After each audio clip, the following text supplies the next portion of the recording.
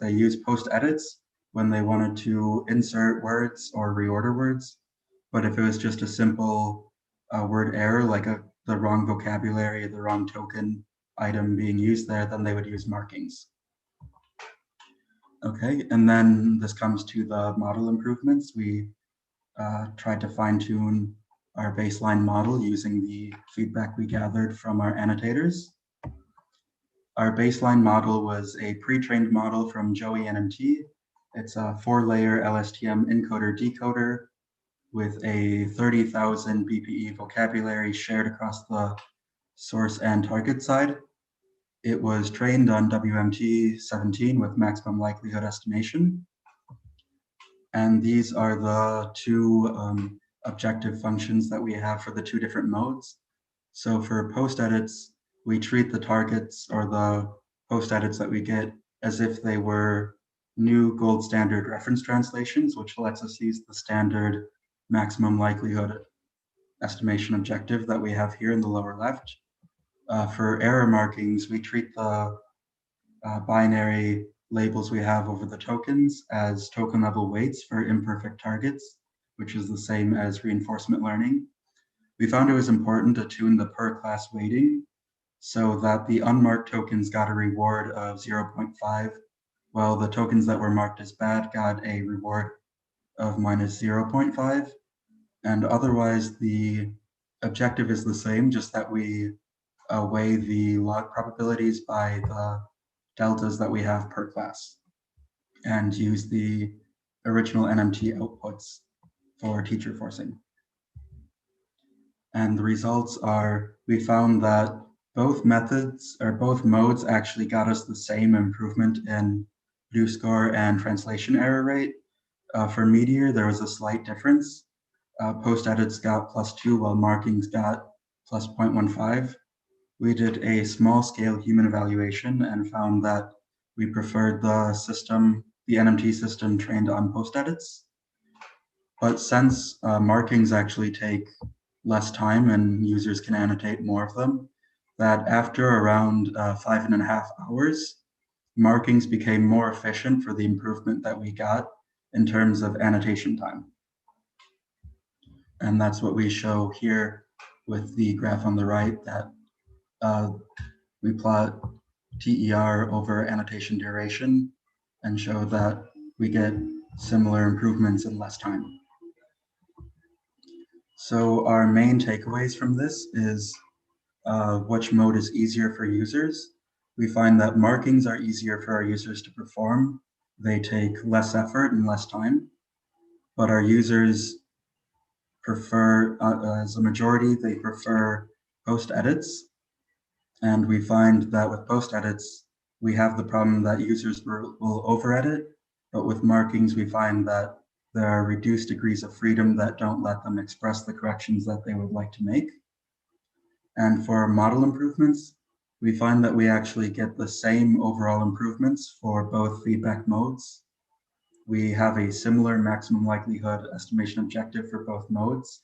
So it's not too hard to adapt a training from one mode, from a post-editing mode to a marking mode.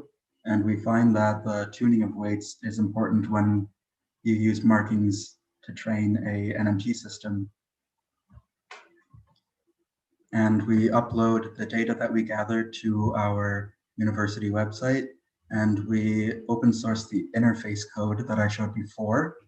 And the code used to train the NMT system is available at Joey NMT, and that's also where our baseline system comes from. So thank you, and I guess now we move on to questions. Yeah, thank you, Nathaniel. That was great, very clear, and there are quite a few questions in the chat, and I'll just read them out. Mostly to do so far with the actual process. So the first is, what were the post-editing guidelines? Was it to make as few changes as possible? And what should the use case for the translated transcripts be, voiceover or subtitles? Yeah, so I think we didn't give explicit instructions on how users should post edit or how they should mark. We wanted to give them the freedom to come up with their own policies as they were mostly lay people, not professional translators. And the second part was the use case for the translations, if they were subtitles or what was that again? It was about the use case, whether it should be for voiceover or for subtitles. Yeah, I think it was subtitle translation that we would rather use these on. The source was the IWSLT TED Talk corpus, which is crowdsourced subtitles. Okay, that's great. The second question is it's a little bit provocative. Were the over edits actually over edits, or were they valid corrections to match the context, which goes beyond the scope of a sentence? Yeah, I think that is a good point. I think sometimes in the over edits, what we found was users would sometimes include things that weren't present in the source or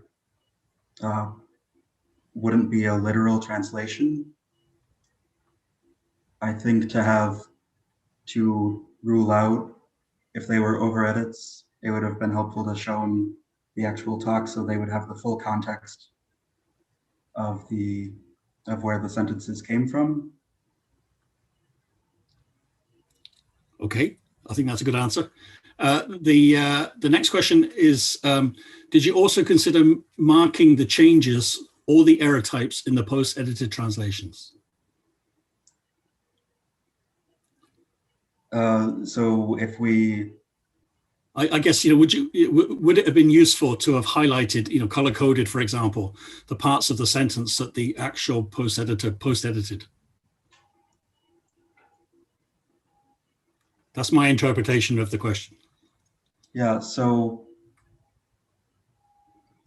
we actually, to convert post edits into markings, we find the longest common subsequence between the post edit that we receive and the NMT output. And by finding the longest common subsequence and the words that aren't in the longest common subsequence, we can convert those into, again, token level rewards, which would be highlights of spans or individual tokens marked. So the next point is a comment, but I'll turn it into a question. So I don't know whether you have managed to get any insight on the extent to which the error markings correspond to the actual post edits that need to be made.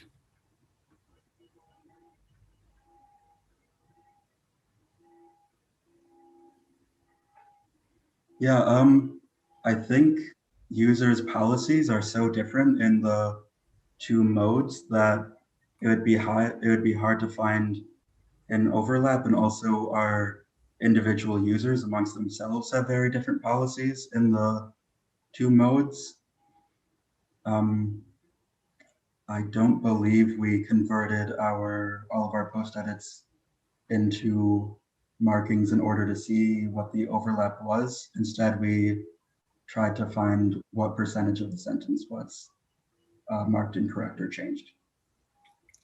Okay, the next question is an easy one to answer. How many annotators did you have? Yeah, we had 10 annotators.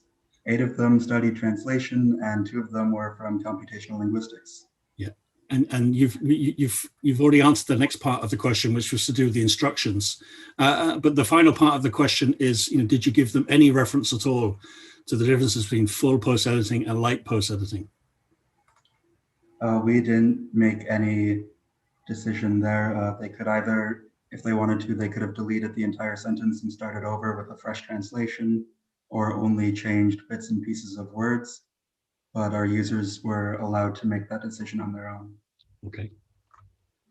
So the next question was, did the users choose post editing or marking for the whole section, or could they have chosen for each sentence? Yeah, they were able to choose each sentence individually. So they were shown one sentence at a time. And for that sentence, they could choose either post editing or marking. Okay. The next question, which currently is the final question, and we still have plenty of time if anybody in the audience would like to ask a further question. We have over 100 people in the audience. Okay. So that's good. You hit the century. So Maya asks, were the annotators asked to mark or post-edit adequacy errors, or was it some general subjective criterion about good versus bad translations? Yeah, it was the subjective quality of good versus bad translations. I believe we actually did tell them mark words that are bad or incorrect in the translation output. Okay, we've got to the end of the questions which are in the chat. Oh, maybe there's another one now. Yeah, another one. Yeah. Was context available? Could annotators go back to previous sentences? So context was available in that they saw the previous sentences in that part of the talk, and the parts of the talk that we gave them were about 30 sentences long. So once they were a few sentences in, they knew about what the subject was, but annotators could not go back to previous sentences and correct their post edits or markings if they decided to. And that was something that we noticed in our feedback survey at the end, that our users would have liked to have had that option. Yeah, and here's another question. Do you think that the way the randomization was done, so that editors had to post-edit, for example, the last part of a document with no context, would that make post-editing harder or slower, do you think? Yeah, I think once you're dropped in, say, the middle of a document and you're in the very middle sentence of a document, it's going to be hard to get started. But we should notice that in all modes, and once they've had a few sentences, they should have some context for what's going on and be able to get up to speed. Cool. Okay. Oh, there's another one. You said that 8 annotators were students of translation. Did you check whether their corrections were correct, or did they introduce any new errors? Yeah, we found that most of their translations were pretty good. Some of the new errors that we did find were mostly due to the fact that we gave them only the source sentence and the translation output, where the video would have been helpful. So German has gender in pronouns and objects and adjectives, and everything's gendered. And we would get the wrong gendered pronouns in sentences that were referring to something on screen. And that was the most common error we got. Cool. Okay, it's 3 minutes to 3 now. So I think personally that we've worked you hard enough. You gave a really nice presentation, and you've had to answer 11 questions. So I think we'll draw it to a close there. And thank Nathaniel and his co-authors for a really interesting paper. You know, this is obviously the first step along the way, and lots of comments, you know, I'm sure there can be taken on board, and you know, maybe they will feature in subsequent versions. But thanks for making everything available. I mean, anybody can go ahead and download all of those resources and play away with this. And I'm sure Nathaniel would be delighted to interface with you after the conference, should you find something of interest to collaborate on. So let's thank Nathaniel again. Super talk and engagement with the Q&A, and gives us a couple of minutes to turn you off and to turn on the next speaker. So thank you very much. Thank you, and I hope the next talker the next presenter has a good presentation too. Okay, you're very good. Okay, Nathaniel, you're very good. Thanks. Bye. Okay, Dr. Taral is on next. He is, yeah. So Antonio, do you want to check that we can hear you? Yeah. Can you hear me? Yeah, very well. Yeah. Okay, that's great. Do you want to? Should we see if we can share your slides? Yeah, I can do that. And then I'll wait a couple of minutes and introduce you then. Yeah, that's. Does perfect. this work? Yeah, it's not in the regular. Do you want to do Control L?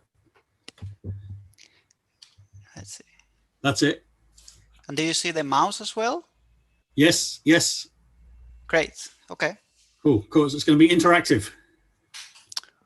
Maybe we'll see. Good.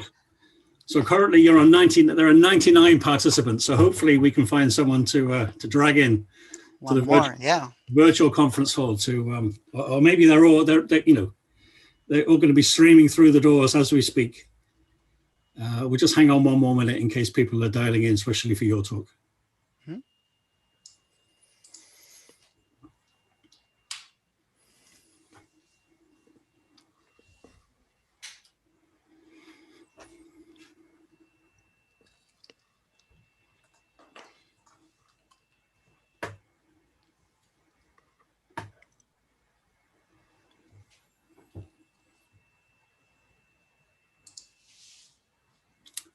Okay.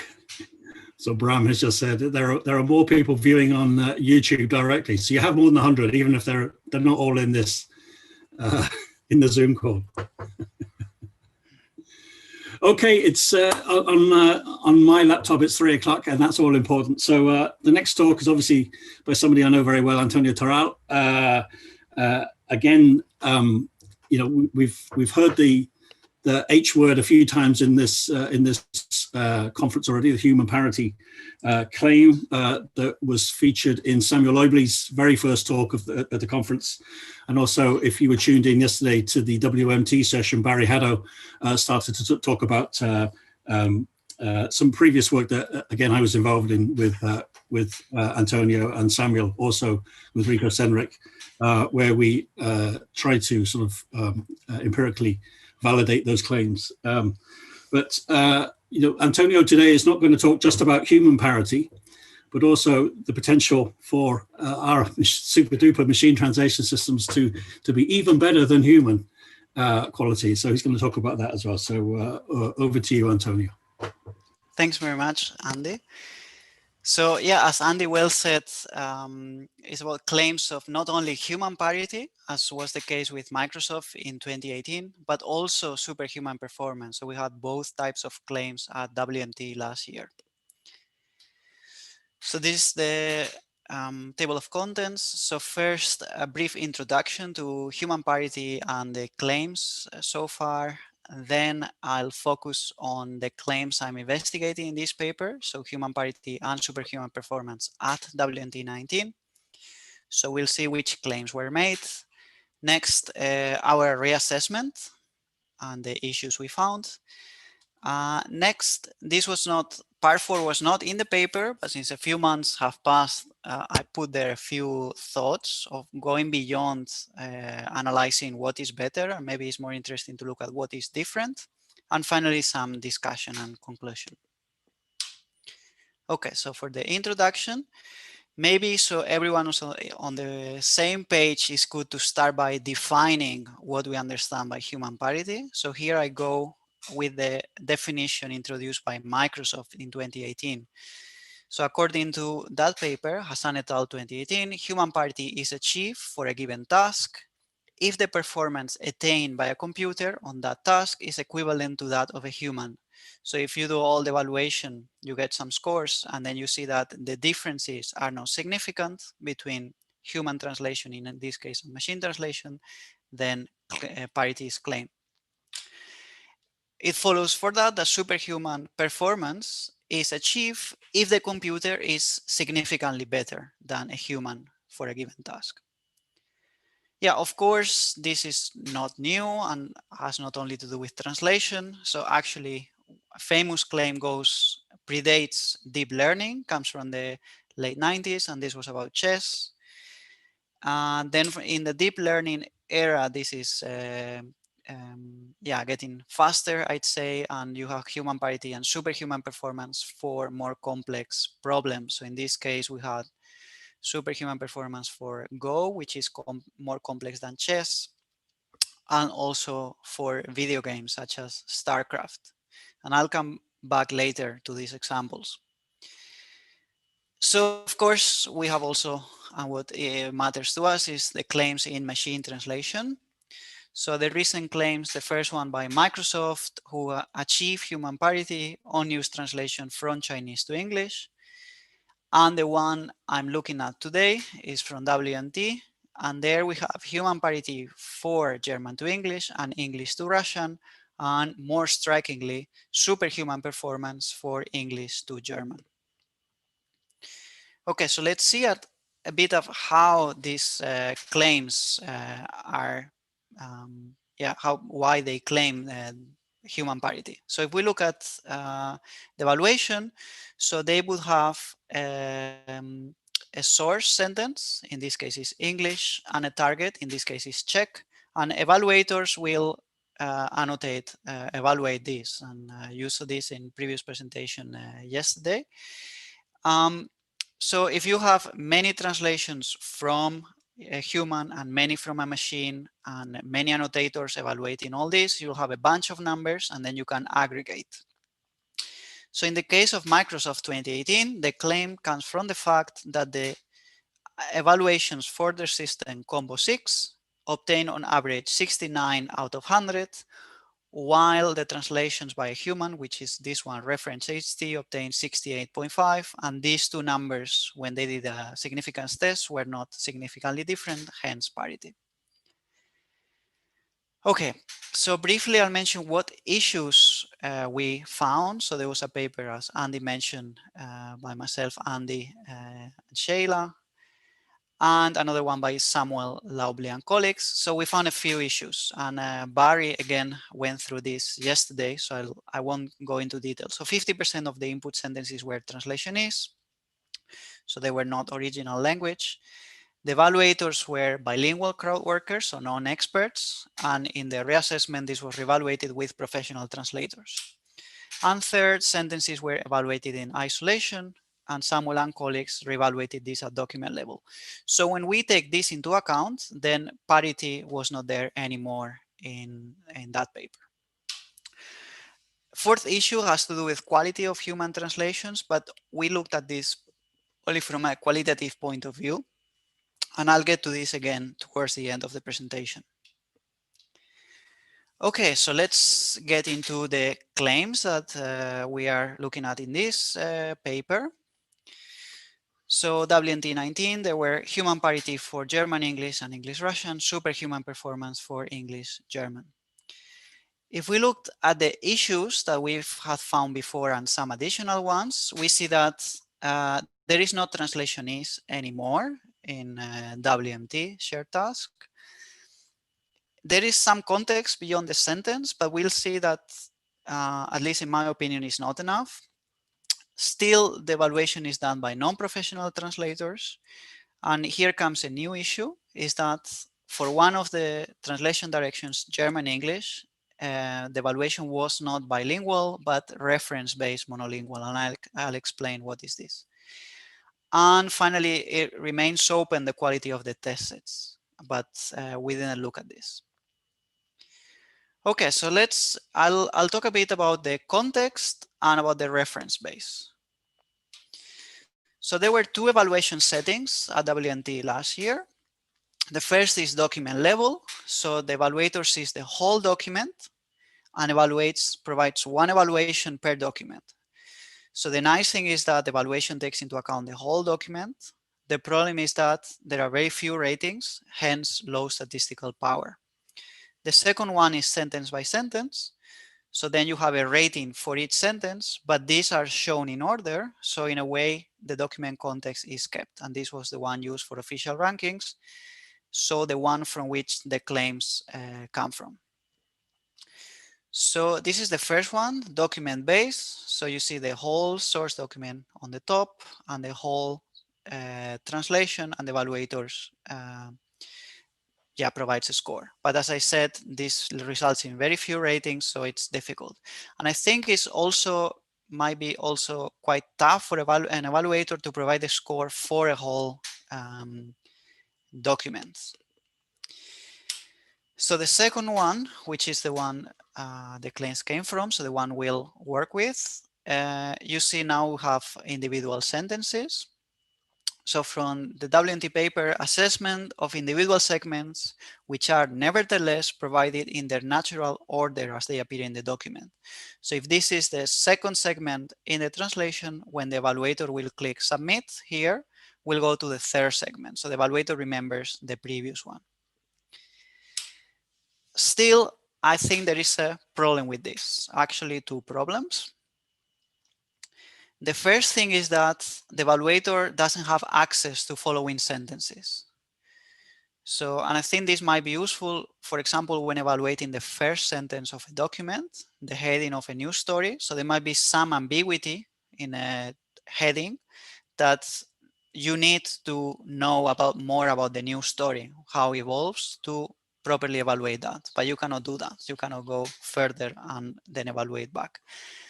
Second is the previous sentence is not shown. So for long documents, the rater might have forgotten some details. When he or she is at the end of the document, might have forgotten some details about the beginning of the document. So in our setup, in our reassessments, sentences are still evaluated in the order they appear. And in the interface, we provide the previous and next sentences, so local context. And the whole source document is provided. So the annotators can at any time go and check the whole source document. So then we tell them each task corresponds to one document. If possible, please annotate all the sentences in one go. The whole source document is also provided as a text file, which may be useful if the local information provided with the tool is not enough to decide the ranking. Okay, second issue I'd like to talk about is this reference-based evaluation. So for English to German and Russian, evaluation was reference-free. So the evaluator would get a source sentence in English and a target sentence in German or Russian. So then the evaluator compares the German translation to the English source. For German English, however, this was reference-based. So the annotator is not comparing the English translation to the German source, but the English machine translation to an English reference. This might be problematic because there is something in the literature has been shown, the reference bias. Basically, if a translation might be good, but doesn't follow the same structure as the reference, then it might be penalized. The question this emerges from this is, if HT is the reference, how can it be evaluated against MT? And the answer is that there were two human translations. Ref referred to as ref and human. So both human and MT were compared against ref. And the claim of parity came from the fact that their evaluation they got was not significantly different. Okay, so based on the reference bias, we thought, well, let's look at whether there could be something like this going on here. So let's look at how similar these translations are lexically. So what I show here is the blue scores between pairs of translations. This is as a proxy to see how similar they are. And we see that MT, this means 36% of words to sequences of words up to sequences of 4 consecutive words are the same, so they match. So between MT and the reference translation, and we see human and ref, we see this is way lower.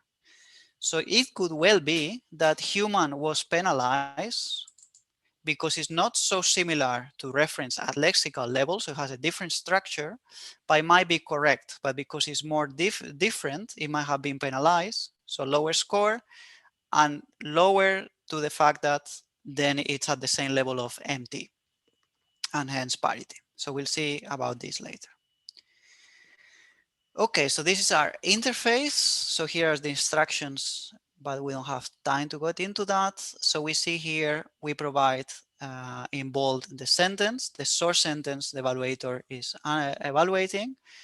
No reference translation to avoid any possible reference bias. And here we see 3 translations. So this is for German English. So one of these will be the MT and the other 2, the 2 human translations. So the annotator ranks instead of 0 to 100 as is done in WNT, because we care about comparing them in terms of which is better for human parity, we rank them. So rank 1 would be better, rank 2 worse, and rank 3 the worst of them. Okay, so about our reassessment. So this is done by translators and non-translators to see if the outcome is different. As I said before, the whole source document is available. It's bilingual, so we don't provide any reference, and we use relative ranking. So we see here the results for English to German.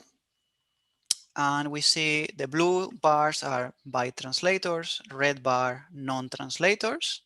And we see here 3 sets where empty is better. And we see, according to non-translators, empty was better in 42% of cases. And according to translators, quite lower, 35%.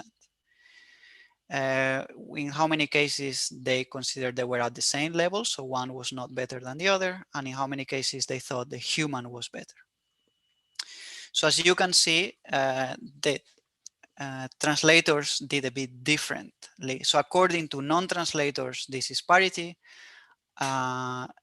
Sorry, this is superhuman performance according to non-translators, and is parity according to translators. Hence, according to translators, the claim of superhuman performance from WNT becomes human parity. Next, we look at English-Russian. And in this case, there was not a clear difference between translators and non-translators. In both cases, you can see human better was higher than empty better. So both types of annotators, we conclude there is not human parity. Human was significantly better. And actually then checking the background of the evaluators, we noticed that the non-translators, they had some background on linguistics. So this is maybe something to take into account. So it's not only translation proficiency, also some background in linguistics could make a difference. Okay, and the third translation direction, the graph is a bit different because here we have 3 systems. So if we were to show pairwise comparisons, we would need 3 charts. Instead, I show here something called true scale, which is a bit more difficult to interpret, but it allows us to make it a compact representation so everything is in one chart.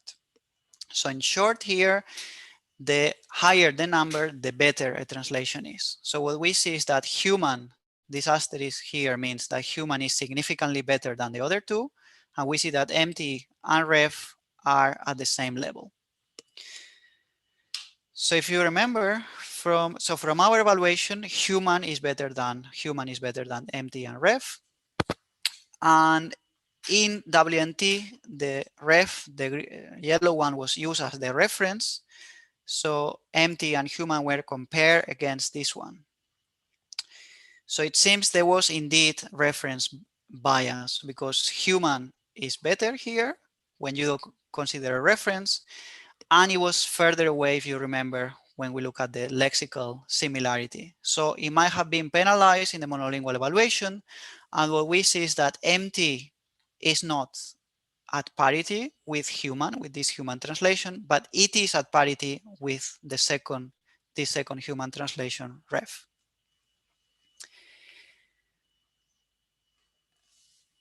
All right, so this was our reassessment. And then I want to tell briefly something that was not in the paper, but since that's several months ago, then I think it makes sense. So I go back. So yeah, better and or different. So human parity focuses on which is better, human or machine. It's a binary question. But maybe this is not the most interesting thing, but looking at what they do different, human and machines. So the question then is there something to learn, you could say. So this comes from inspiration looking at what happened with Go. So when a machine got superhuman performance at Go, would you see this reaction from a previous champion, human, best human player surpassed by the machine? Very interesting that humans are now studying how Go plays because apparently it uses different strategies. And you see the same with superhuman performance at video games. People study this and they see that they use different strategies. So what about machine translation? So what I advocate here is to go from a binary question, who is better, human or machine, to try to understand the differences, to see if these translations are diverge in some way. So we saw something yesterday from in the presentation by Samuel Laubli, error types. So do they make different kinds of errors? And I'd like to talk here very briefly about something else, about characteristics. Do they exhibit human and machine translations, different characteristics?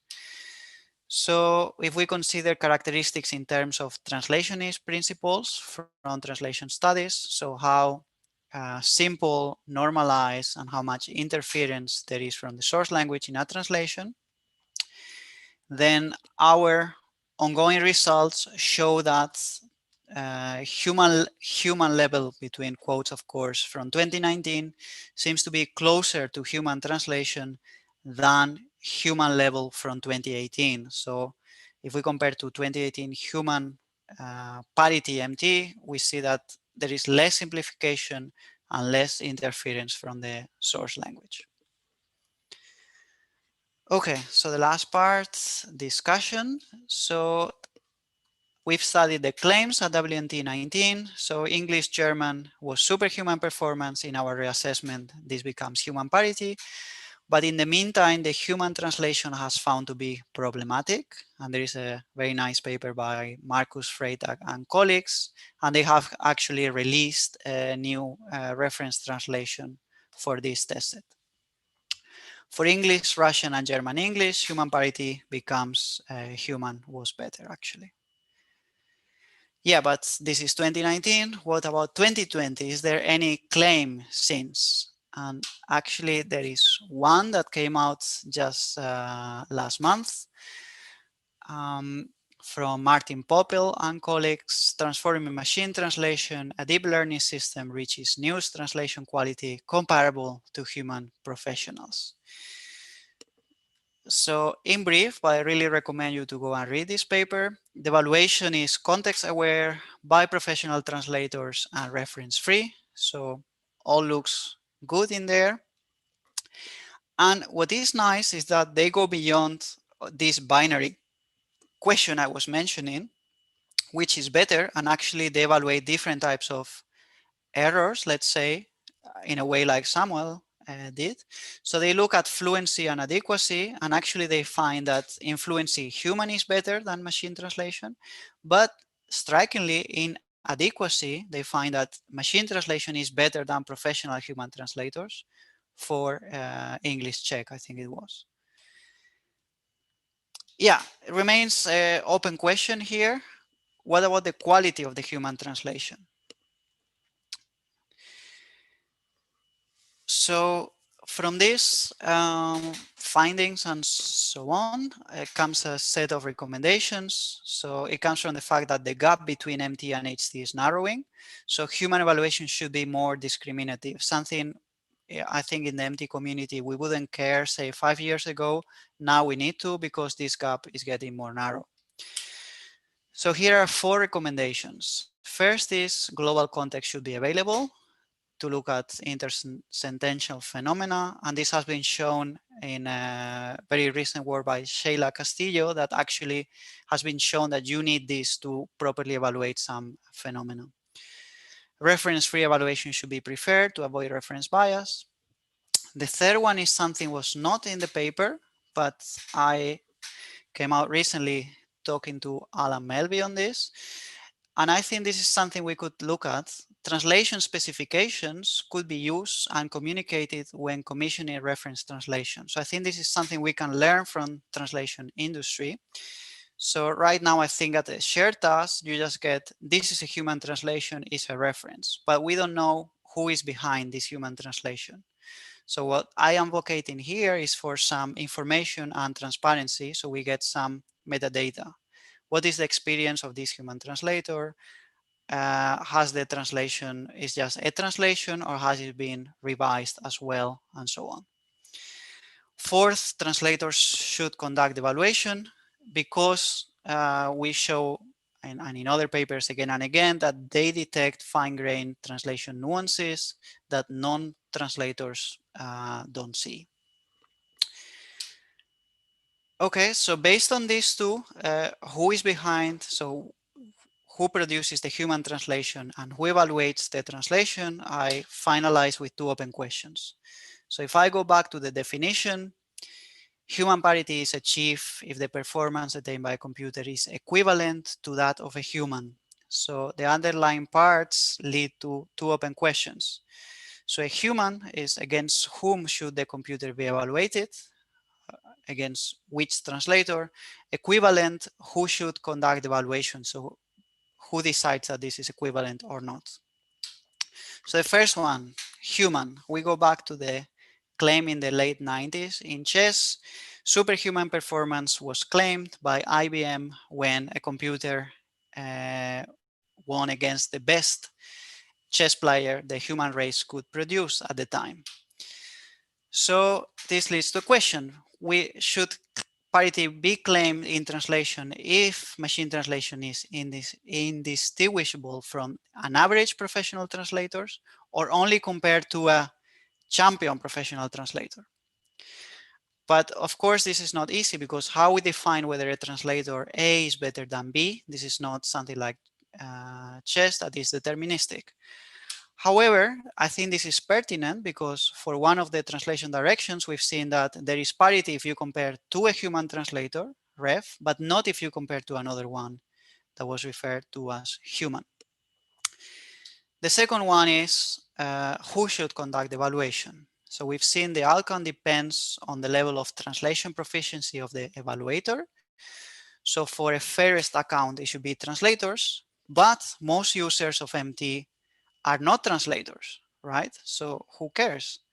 So in practice, should parity be considered if MT users do not perceive a difference, even if a translator does, considering that most users are not translators?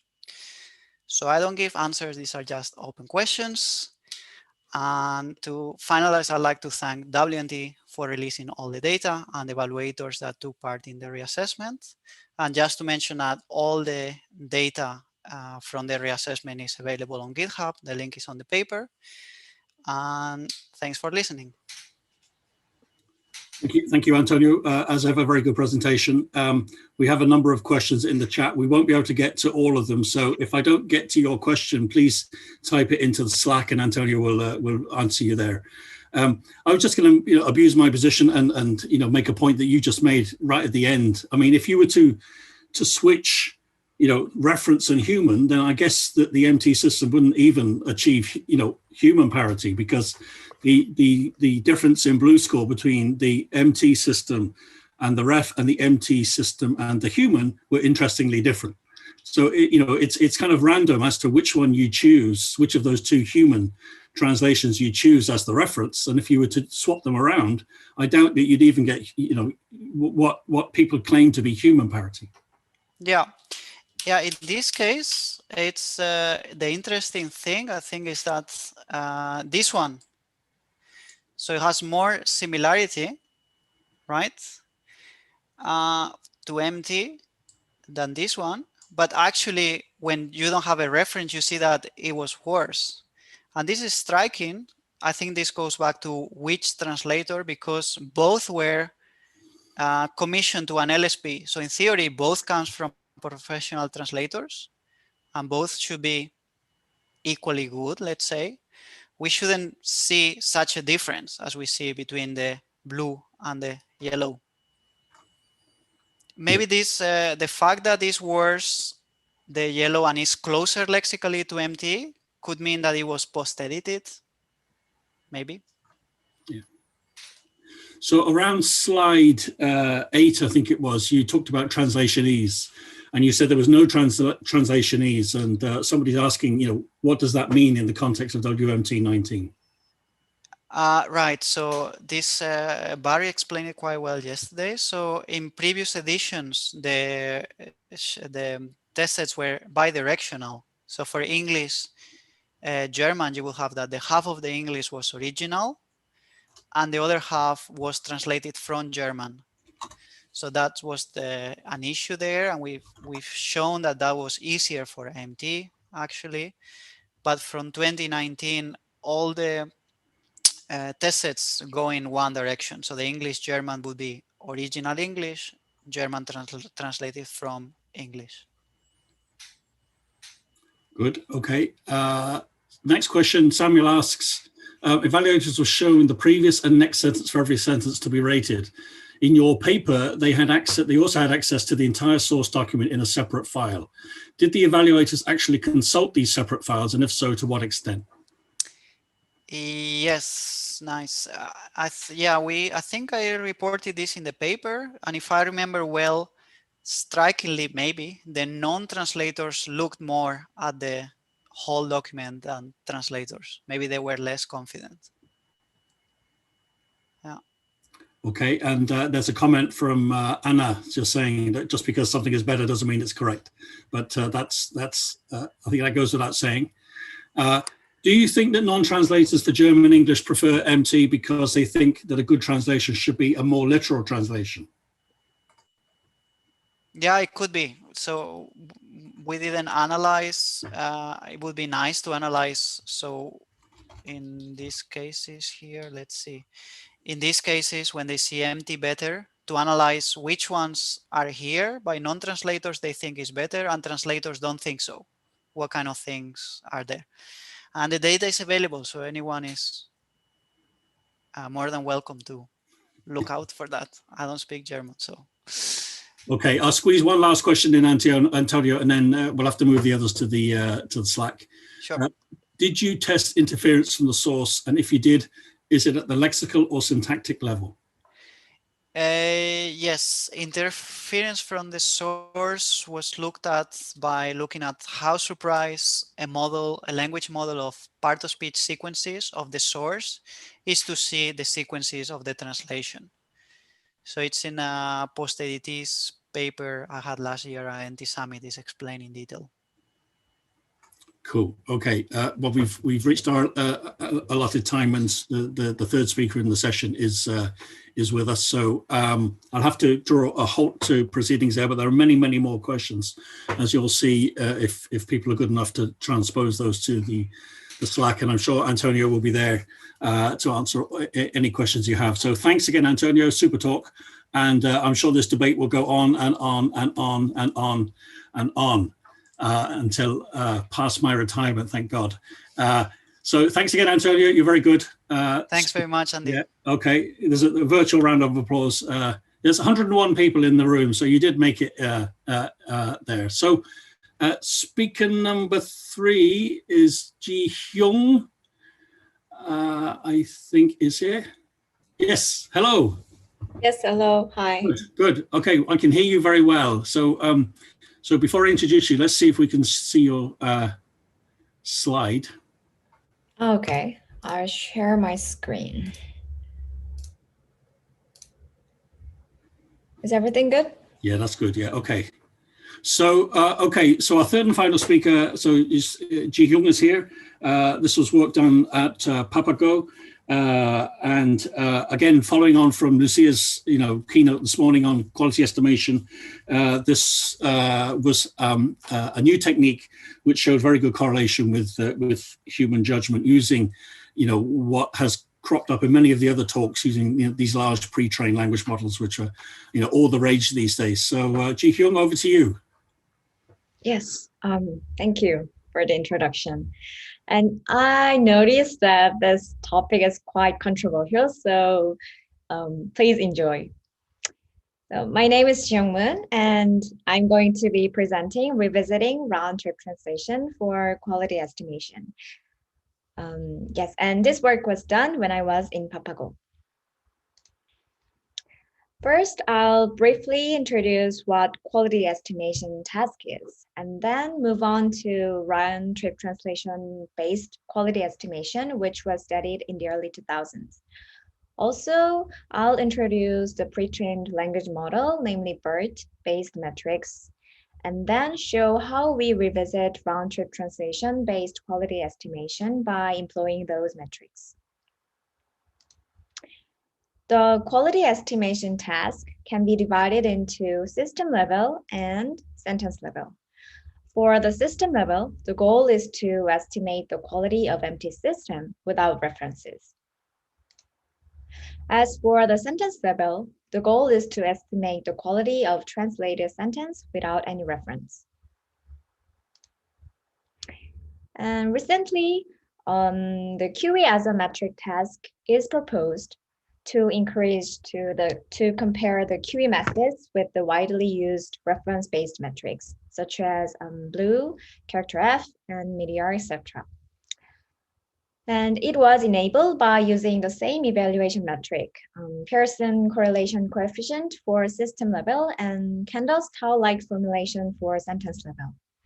UC2 was the best method in WMT19, which takes BERT embeddings for the estimation.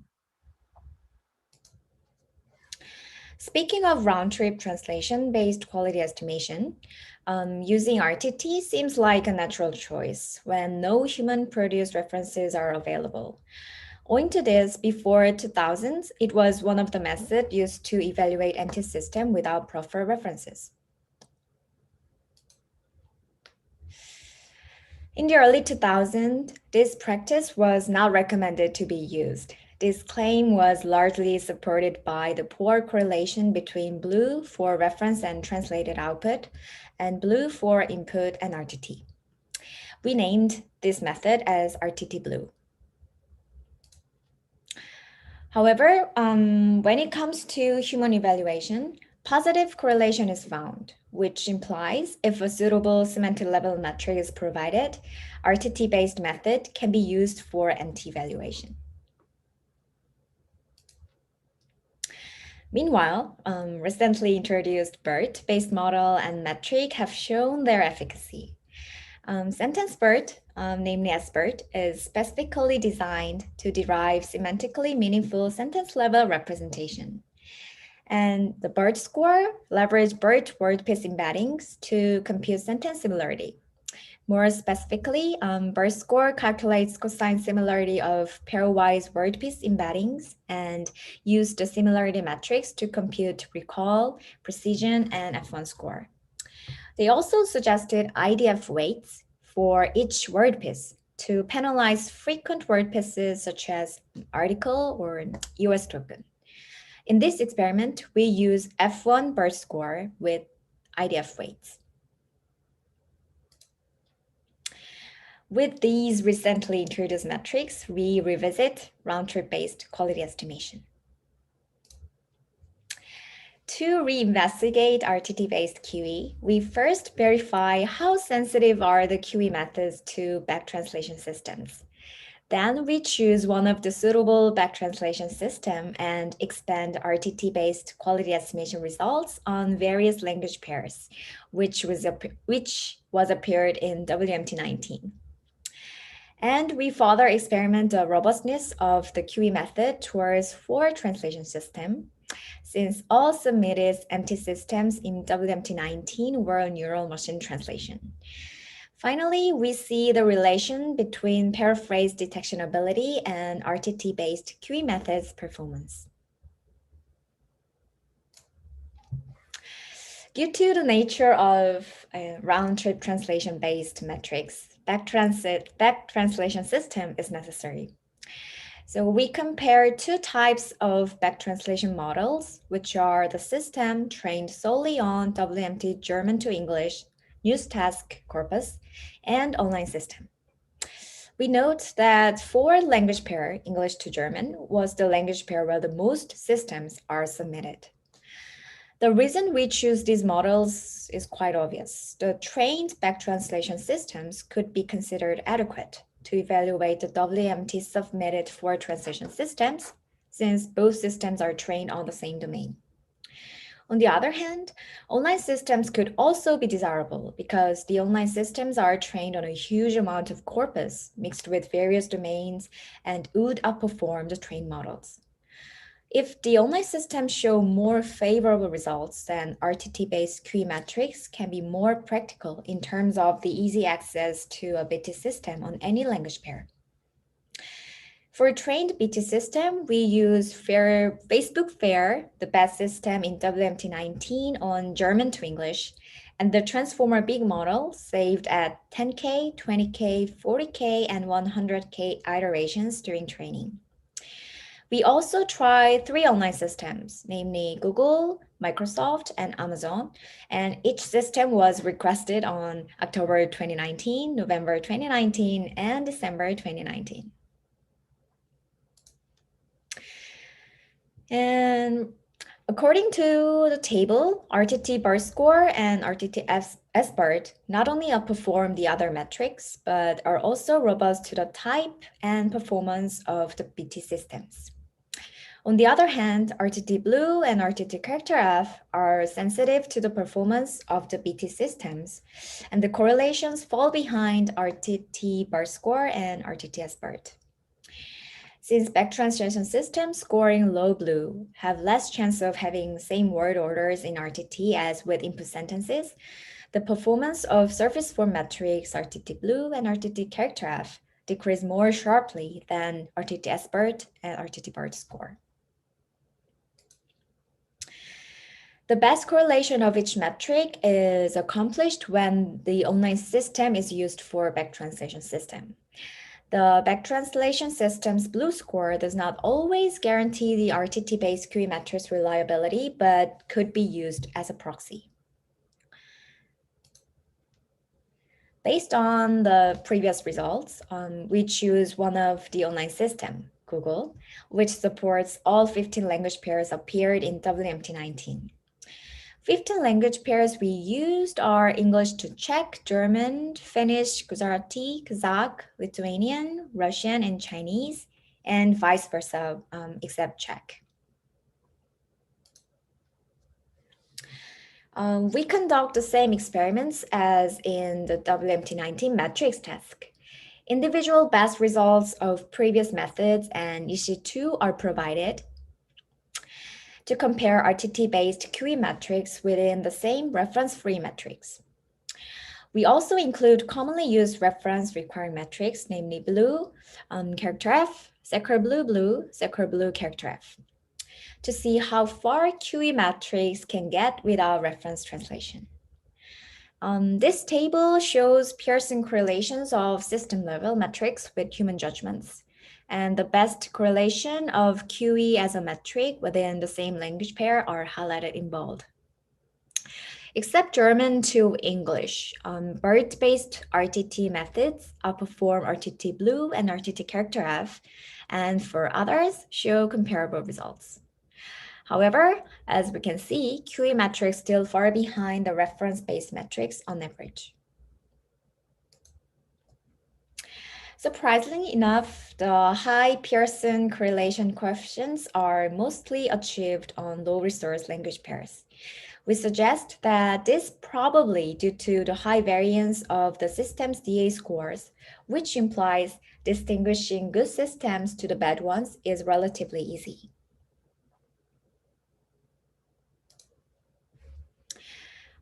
In sentence level, similar to the system level results, RTT SBERT and RTT BERT score outperform the other QE methods, while still far short of the reference-based metrics. Since all submitted systems in WMT19 are NMT, we need to check if these metrics we suggest do favor or penalize those FT systems. It is known that a certain type of NT system could be penalized by one metric according to its computation method. For example, Blue has been reported to penalize rule-based systems against SMT. For this reason, we observe the performance of RTT-based QE metrics on different FT systems, SMT and NMT. SMT denotes the system submitted to WMT12, and NMT represents the systems submitted to WMT19. Again, we use Google Translate for the back translation system and evaluate the metrics with Pearson correlation coefficient. And as we can see, RTT SBIRT and RTT BERT score demonstrate the most promising performance regardless of the FT systems. The results from all the previous sections consistently show the outstanding performance of RTT SBIRT and RTT BERT score. We see this in a view of paraphrase detection ability of SBIRT and BERT score itself. To confirm our assumption, we compare the AUC scores of blue character F, SBIRT, and BERT score to measure input and RTT on pulse dataset. This dataset is made to evaluate the paraphrase detection ability of language models. As expected, BERT score and sentence BERT outperform blue and character F. We have presented a round-trip translation for translation quality estimation. In summary, we reconsider RTT with suitable semantic level metrics, specifically SBIRT and BERT score in our settings, and show it can be used to measure translation quality. And round-trip translation methods using SBIRT and BERT score are robust to the choice of both back translation and forward translation systems. And we found that a paraphrase detection ability of metrics is related to the performance of RTT-based quality estimation. So if better sentence similarity measurements appear, we expect that RTT-based metrics would increase as well. However, we also want to point out that our proposing method, RTT-based method's limitation, is still fall behind the reference-based metrics and still have difficulty in evaluating top systems as the other metrics. As we can see from this graph, these are the empty systems that are submitted to English to German. And as we can see, these dotted gray points are the blue correlations when there are top 22 and 20 and top 4 systems. So this metric, this graph showing that if we measure the blue score on top 4 systems, it shows the negative correlation coefficient with human performance.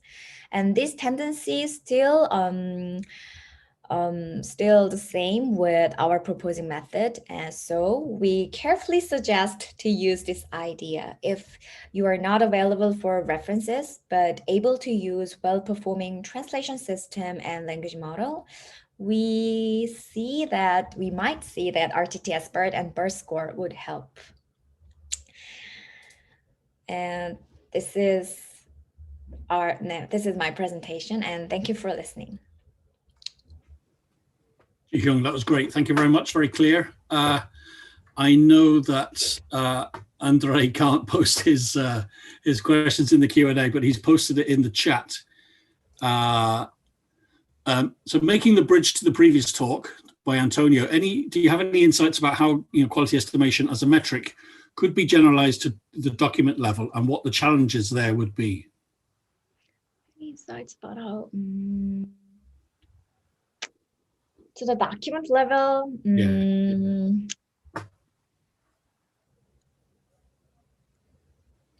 Yeah, I think for the document level, it would be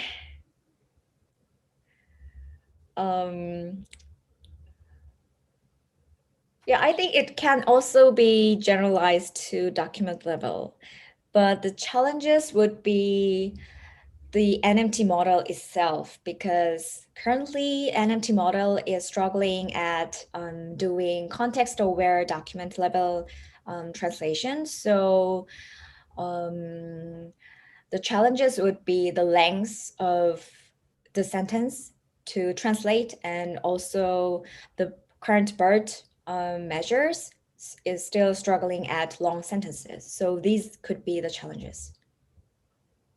Okay, thanks for that. I'm sure Andre will follow up if no, he's happy with that answer. Very good. So I didn't participate in this year's quality estimation task. So was correlation with human judgment the way by which the different methods were ranked? So your correlation with human judgment was very, very good. So does that mean that you had one of the best performing, or if not the best performing system at WMT? Yes, it is. Okay, yeah, that's good. So, so my follow-up is that, so yesterday when Barry was talking about the WMT tasks, he was saying, it's important not to stand still, that, a method that works well one year, may not work so well the next. And you've already pointed ahead to some of the issues. And of course, NMT systems are changing all the time. New metrics are coming in all the time. Alain Levy has a brand new metric, Comet, that I'm sure people will start to play around with. So, how is it possible to stay on top of all of these issues? The new designs of the MT systems and the capability. I mean, people are doing document level MT, so we'll get better at that. As a relatively new task. How is it? As someone who's done well in this task, how would you try to encourage others to get involved in this and see what the benefits are? For learning for future iterations of your models. Yes, I'm really aware of that point, and I see that points are our method's limitation as well, because this method is highly dependent on the forward translation system and the back translation system, and also the language model's capability. So if I do the further work of my method, I would highly track which features are highly affect my results. So I want to measure which feature highly affects my results. Very good. Yeah, it's interesting that you kind of resurrected round trip translation, because as you show in your paper, lots of people previously has shown that it's not to be a good way to play around with MT, and even I've written about this in papers of my own. I've shown that it's a technique. There are websites out there which go back and forth, 50 times or 100 times, and these are often shown by translators to show that machine translation is useless, because you keep translating back and forth, and you end up with a sentence which is so far away from what was originally typed in. And I know that, so Harry Summers was originally one of the main critics, and you cite him in your paper. And Harry, I know initially, was very against round-trip translation, but, towards the end, I think at the document level, I mean, he, from talking to him offline, he was coming more and more around to the fact that for a long document, the round-trip translation might actually be a useful metric. So on the sentence level, it's not very useful, but on a long document level, if your system gets many of those translations right, and we know that there's more than one correct translation, that Harry himself, as a previous critic of the approach, was coming more, around to the fact that this could be a useful method, and you show that in your work. Thank you. So it'd be interesting to see whether people build on this and go back to round-trip translation, and because previously it was kind of thrown away, discarded as something that doesn't work and should not be used. But you found it to be beneficial in your work. Yes, it is. Thank you very much. So at the moment, there are no more questions in the Q&A session. I mean, I'll invite people to post questions if they think about them afterwards in the Slack channel. It's a long afternoon, and I guess where you are, it may be a late evening. So people are probably dying for coffee. I know many people will see this as an opportunity to slip away, but as a past president of EAMT, I'll say on Mikkel's behalf that he would welcome as many people to be present at 4:30 for the EAMT General Assembly as possible. So you can attend that whether you are a member or not, but you cannot vote on any issues at that point. So, we do welcome as many people to attend that as possible. So in the interim, Andre has popped up. Andre, are the coffee slots, the coffee shops still open? Sure. Yeah. So please use GatherTown for socializing. They're still open. Cool. Okay. Well, thank you again, Ji-Hyung. Very well done on your presentation and your performance in the QE task. Well done. And let's virtually thank all three speakers in this session. I think it was a very interesting one. Thank you very much for listening. Okay, and we'll see people in the coffee rooms from now, and then from 4:30 we'll be back for the General Assembly.